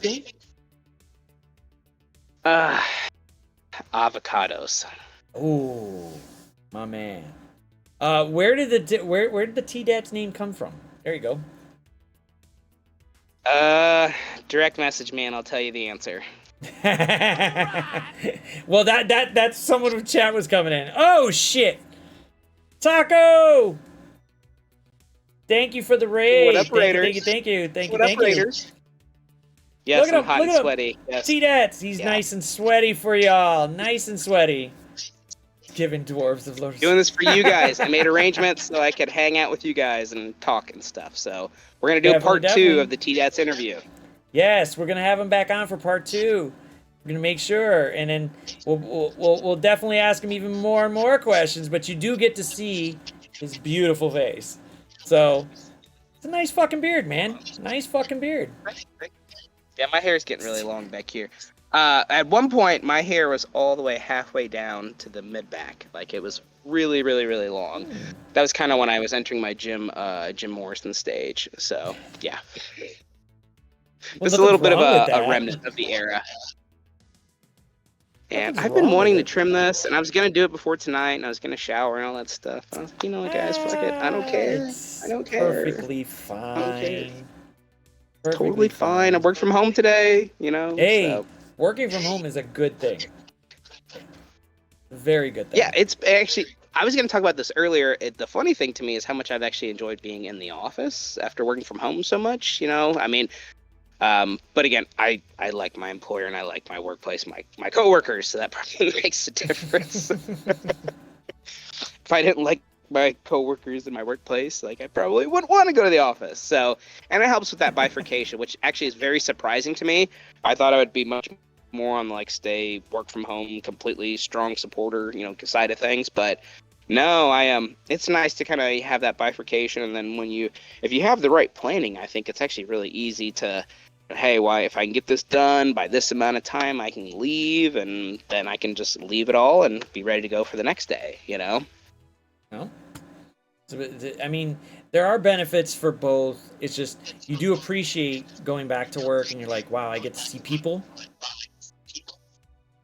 But then you realize sometimes that's been nice. There's some of those people suck.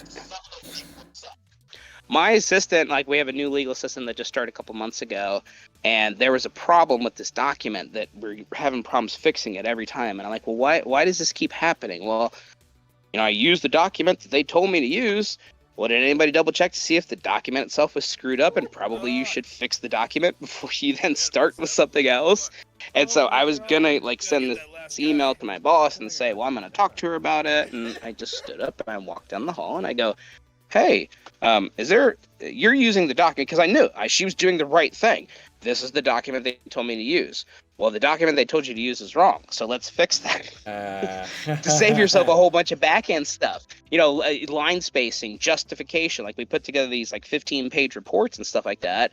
And if I'm fixing formatting, like, I'm not writing. I'm not, reviewing stuff. I'm fixing formatting, So, again, my job is to, create the substance of a report, and then that's the role of a legal assistant, is to proofread and make sure it's all got the P's and Q's squared away. So her and I having that collaborative talk, me being in the office, and just going up and talk to her, I think that was actually, it kind of reiterated that point to me, that there's certainly a balance, and I'm not trying to tell anybody what they should or shouldn't do, but I've actually surprisingly seen the upsides of working in the office. So I have saw the upsides of working from home.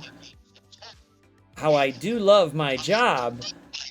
No, I actually love the people at my job. I hate the job itself because the job is backwards. But that's for a totally different topic of conversation. But since we do got a beautiful amount of people in here, is there any questions you want to ask TDatz while we got him on for a little while longer?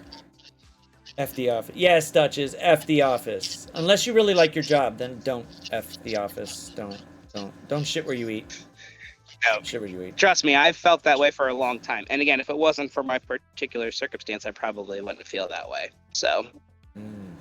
See, I like I like the people. Boom. Oh well. My commute isn't super long either. It's like a 20-minute commute. So. Okay, this seems to be a topic of question from two enjoyable men that want to know, because they probably want you to do something with it because of your beard. But they both, Ceci and Madman want to know, do you eat ass? I don't, man. I don't. Oh, see, look at that. Ceci just fucking, it doesn't matter. Ceci will eat yours. He don't care. He don't give a fuck. He'll do it. He's down for anything. Is this happy hour? It's Thursday. This isn't Friday. It's Thursday. Yeah. I've kind of gotten to the point where I like streaming on Saturday nights, by the way. So. Yeah, you got to work for whatever time you can work. That's the thing. You stream at the best times for you, and then you still got time to at least think about the wife, or at least spend some time with her sometimes. I guess. Guys, trust me. I do my. Go ahead. No, go ahead. No, it's just about planning and preparing. Like, I talked to my wife about this. I reminded her. I was like, "Hey, is this going to be okay for me to do this? Like, I want to kind of hang out with chat and everybody." And it's just about planning and preparing. And when I have the ability to do it, I'm gonna stream. Like, again, I'm gonna be playing Marvel Strike Force. It's really a matter of whether I stream it or not. Actually, I started streaming some of my war battles because I didn't get a chance to start at the beginning, so I didn't get like a whole run through war like I usually do. And you know how war is, you got to check it sometimes, at least in the Plat 3 Alliance, you got to check it a couple times before it's time to attack again. And I was recording it because I was like, okay, I'm going to splice together something we can watch it in chat sometime. Something for us to talk about. And I can show you about how I either was amazing or I was just terrible. So. Well, eventually you got to have something to stream. So that's the whole point. You got to stream whatever you can with Strike Force, because sometimes they don't give us a lot to do. Now, Zero, you're trying to follow the rules. That is not a rule that I necessarily adhere to, my friend. We spent 30 minutes doing the juvenile tiny desk. Just listen to the damn thing. I hardly even played Strike Force at all during that whole time, man. We listened to the whole damn thing. And it was so fun. We had so much fun. Like, people were just, hang out and chat, and we were just talking about it. And, at one point I was playing RTA. I was doing DD5. I started my last final run of DD5. My 10th run. I'm going to get my banner. I'm going to be done with DD5. I'm never going to play it again until I get bored on stream and I need something to do, which is what I'm going to do. Yeah. Well, see, I went the other way. I'm sweaty, man. Clearly, I'm sweaty. Are you seeing this? I know, dude. I can't help it. It's fucking 80 degrees outside, man. Probably what I need to do is actually get my hair cut. That would help a little bit. There you go, get a haircut. Yes, I'm doing this for you, chat. I'm doing this for you, Zero. I hope that you all appreciate appreciate me putting myself out there. Mwah. I appreciate the beard. The beard is very good. Very, very good beard. All right. So we'll wrap it up with the 10 rapid fire questions. Oh boy, let's go. So I'm going to ask you a question right off the bat. Don't need reasoning for it. Just answer whatever pops into your head, and then chat can go ahead and shit on you later when you start to stream and be like, wow, I didn't know you liked that person. All right. So we'll start off with the decent one. Which moon bitch? Moon dragon or moonstone? Moonstone. Ooh. Which fire more fucker? Pyro, Human Torch, Sunfire, or Firestar? Are we talking about? Is Fire Chicken in there too? Can I say Fire Chicken? That's on fire. Yeah, Just because Fire Chicken's yeah, a fire great name. chicken. Fire chicken. Yeah, fire chicken. Fire Chicken. I mean, that's cool. You know, when you're in... Wait, hold on. When you're in Cosmic Crucible and you get Fire Chicken popping up and you're able to do that special for you old, I know you all get excited like I do. So I'm going to say Fire Chicken. So I will. I do agree. I'll agree with you on that one. Nemesis or Dark Beast? Well, I mean, you got to say Dark Beast because he can revive, right? I mean... Doom or That's my Ultron? answer. Gosh. I'm going to say Doom just because I just love blowing up those bots, man. It's just so fun. Kind of the same thing, They gotta too. go Like, boom. you're like, you know, it's kind of like when you get the Dorm ult, you know, and, oh, shoot, I get to Boom. revive. You know, boom, boom, boom. You know, like that's, you know, that's pretty cool. I like that. Hella or Mr. Negative? Hella or Mr. I mean, Hella. I mean, so my Mr. Negative, I was looking at this earlier today. He still is at level 1. And I was wondering this. How long is this going to go on for that I'm going to keep getting Mr. Negative shards to feed into Ultimus food? A long time. But, I mean, with Undying, I mean, gotta say Hella. Nova or Vol? Ooh. Nova or Vol? Well, my Vol is G16, but my Nova is level 45 or 50, so I'm going to say Vol. Okay. Here's the niche question. Noir or Zemo? Noir or Zemo? Well, you know, Dorky Dad said that Noir is the best Tangled member, so who am I to disagree with Dorky Dad? I say Noir, baby. Okay. And I've seen how big your Noir is too, man. I mean, come on now. I think that's an easy one. I didn't have a choice in that, so that's totally different. Okay, I'll ask that one. Storm or Phoenix? Storm or Phoenix? Can I pick neither? Fuck them both. I mean, like, you know, Storm is obviously only good on her team. And then Phoenix, you just throw Kestrel in, and I mean, okay, Done. good luck, right? I mean, Done. I don't know. Only because I like these. Keep it coming. Keep it coming, guys. Let's go. Red Hulk or Super Skrull? And I know we haven't played with him, but we do know his kit. I'm going to say Rolk all the way, baby. I mean, you know, anytime I do the ultimate, I will actually slow down to 1 speed so I can watch him with the giant rock that you don't see if you don't put it down to 1 speed. And That and animation anytime I do is Dorm beautiful. ult. It's great. Again, it's part of the reason why we like this game is the cool Mm-hmm. animations. So Okay, so best costume. Apocalypse, Doc Ock, or Shield Medic? Misty Knight, waist high jeans. Something with this complete key. Is it Cleopatra, right? Cleopatra? Is that the thing that people keep going for? Something about her. All right, now this one. Good. This is the big one, the final one. And whatever you wanna, whatever your reasoning is, it's up to you. But the Icarus 2-tap, the Thanos snap, or the Kang Bang. Oh boy, Thanos snap. My Thanos is like level 70, so he's out. That's for sure. I mean, that's like me asking to decide which one of my children do I love the most. I mean, again, the Icarus 2-tap. What was the other one again? And the Oh, Kang Kang Bang.